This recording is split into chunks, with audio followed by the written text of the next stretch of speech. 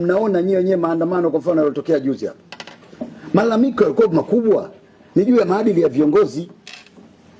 Au hamnya mjasikia. Maana labda mwenzetu hapa mnaishi ndani ya nyumba tu. Hapo ya juu ya mtaani. Tunalalamikiwa viongozi.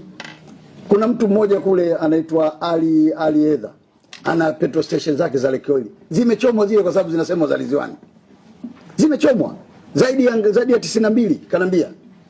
Sasa imagine mtu zinachoma nani zake kwa sababu tu watu wanahisi fulani ndio anamiliki hizi. Sasa nyinyi tuiteni. Anjani na mimi waziri wenu.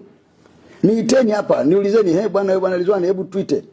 Lakini wakati huo mnapoita kwa sababu mnajua hakuna mwizi anayekubali kwamba mimi ni mwizi, si ndio? Tafuteni ushahidi. Njoni hapa baada ya kuniita hapa, iteni press conference hapo, semeni tumemwita Waziri Ridhiwani Kikwete, tumemuoji na tumejiridhisha kwamba katika hili hausiki au katika hili anahusika. Waambieni sasa walio na ushahidi wa ziada waulete. Ndivyo mtaisaidia serikali. Hamwezi kukaa kimya nyinyi mkataka viongozi wa serikali wajitetee wenyewe huko, ni uongo mtupu.